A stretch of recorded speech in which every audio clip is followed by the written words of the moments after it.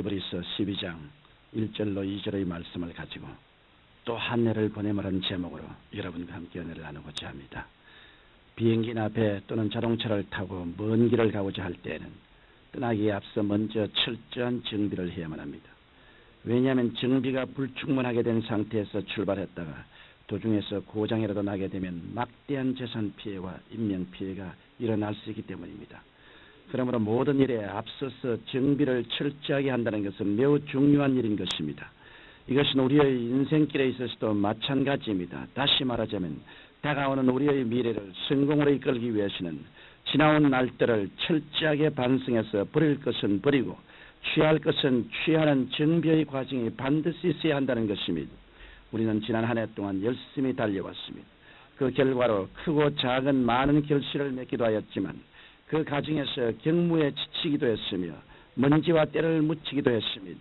그러므로 묵은 해를 보내고 새해를 맞이하는 길목에 서게 된 오늘 새해를 향해서 위대한 승리의 출발을 하기 위해 우리 자신을 철저하게 재정비하지 않으면 안 되는 것입니다. 히브리서 12장 1절로 2절에 모든 무거운 것과 얽매이기 쉬운 죄를 벗어버리고 인내로서 우리 앞에 당한 경주를 경주하며 믿음의 주여 또 온전케 하시는 이인 예수를 바라보자라고 기록하고 있습니다. 그러면 우리 앞에 당한 새해라는 경주를 잘 경주하기 위해 우리가 벗어버려야 할 죄는 어떤 것이 있을까요? 저는 오늘 우리가 버려야 할 4가지 죄를 말씀드림으로써 여러분께서 금년 한 해를 정비하시는 데 도움을 드리고자 합니다. 첫째로 우리가 벗어버려야 할 죄는 우상숭배의 죄입니다. 구약시대 이스라엘 백성의 역사는 불순종과 심판의 연속이었습니다. 그런데 이스라엘 백성이 저지른 죄악 중에서도 가장 고질적이었던 것이 우상숭배 죄였습니다. 그들은 하나님을 저버리고 바알과 아세라를 섬겼고 태양신과 금송아지에게 절했습니다. 그 결과로 그들은 하나님의 심판의 채찍을 맞다가 급기야는 이방민족에게 침략당하고 포로로 잡혀가기까지 했던 것입니다. 오늘날에도 우상숭배의 죄를 범하면 하나님의 심판을 받게 됩니다. 우상숭배라고 해서 꼭 나무나 돌이나 그 밖의 여러 가지 형성에 절하는 것만을 말하는 것은 아닙니다. 이와 같이 눈에 보이는 우상에게 절하지 않았다 해도 마음속에 탐욕을 품고 있다면 그것이 곧 우상숭배가 되는 것입니다. 골로새서 3장 5절에 보면 탐심은 우상숭배라고 기록되어 있습니다. 탐심이란 자기의 분량을 뛰어넘어 남의 것까지 탐하는 것을 말합니다. 오늘날 수많은 가정과 기업이 경제적으로 고통을 당하고 있는 것도 따지고 보면 탐심에 이끌린 결과라고 말할 수 있습니다. 자신의 처지를 제대로 파악하지 못한 채 무리하게 사치에 빠지고 기업을 확장하다가 보면 결국에 가서는 돌이킬 수 없는 파탄에 이르고 마는 것입니다. 탐심뿐만 아니라 인본주의도 또한 현대판 우상숭배입니다. 인본주의란 인간의 지식과 이성을 하나님보다 위에 놓고서 그것을 기준으로 모든 것을 판단하는 사고방식을 말합니다.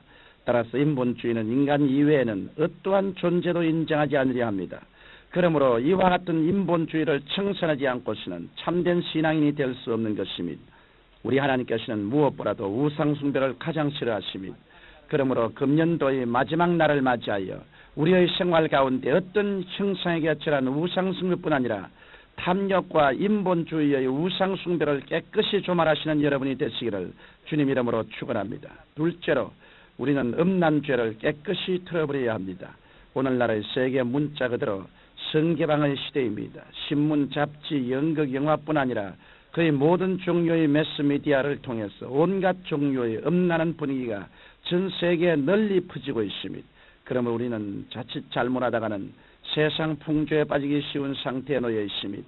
우리는 이와 같은 분위기와 맞서서 싸우기 위해 무엇보다도 먼저 이스라엘 백성들이 광야를 지날 때 음란죄를 지은 결과 하루에 24,000명이나 죽임을 당했다는 사실을 기억해야 합니다.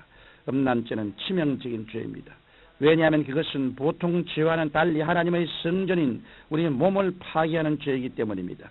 고린도전서 3장 16절에 너희가 하나님의 성전인 것과 하나님의 성령이 너희 안에 거하시는 것을 알지 못하느냐라고 기록되어 있습니다. 그러므로 만일 금년 1년을 지내면서 음란죄를 지은 적이 있다면 하나님 앞에서 철저하게 회개해야 합니다. 그렇지 않고서는 새해 더 이상의 신앙의 성장도 기도의 응답도 기대할 수 없을 것입니다.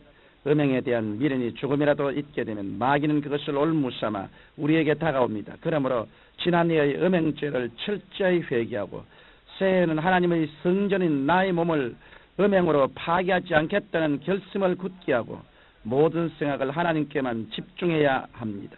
그리할 때 하나님의 교통이 잘 이루어지고 놀라운 천국의 기쁨과 평안이 넘쳐날 것입니다. 셋째로 우리는 주님을 시험한 죄를 회개해야 합니다.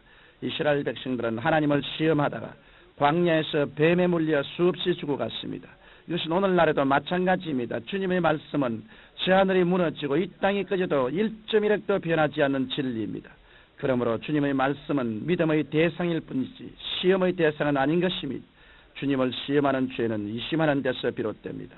내가 이렇게 기도했는데 과연 그대로 될까 하는 이심에 일단 빠지면 그 다음에는 걷잡을 수 없는 의심의 소용돌이 속으로 빨려 들어가는 것입니다.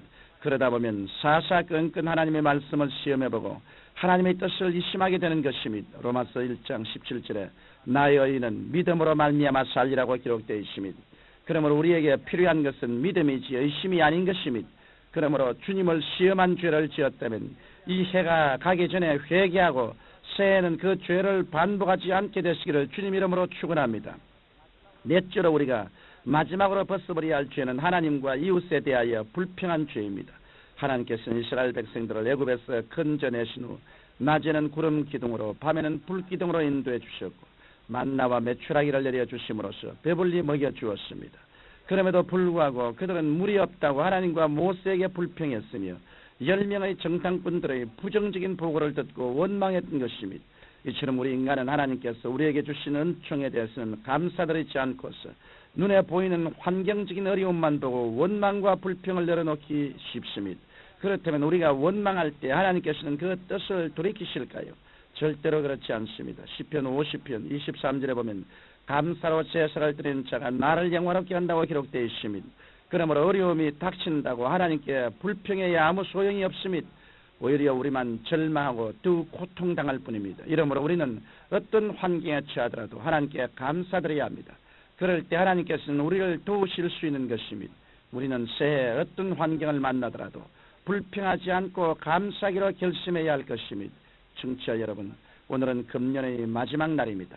오늘 하루 동안 지난 1년을 곰곰이 생각해 보면서 탐심과 인본주의에 빠졌던 죄, 음란죄, 주님을 시험했던 죄, 하나님과 이웃에 대해 원망 불평했던 죄들을 철저히 회개하십시다. 이렇게 함으로써 우리들의 생활을 잘 정비하여 맑고 밝고 환하며 적극적이고 창조적이고 긍정적이고 생산적인 새해를 맞이하게 되시기를 주님 이름으로 축원합니다. 거룩하신 아버지 하나님, 낡은 해를 마음의 모든 찢기와 함께 벗어버리고 새해를 향한 용감한 준비가 있게 축복하여 주옵소서. 예수님 이름으로 기도합니다. 아멘.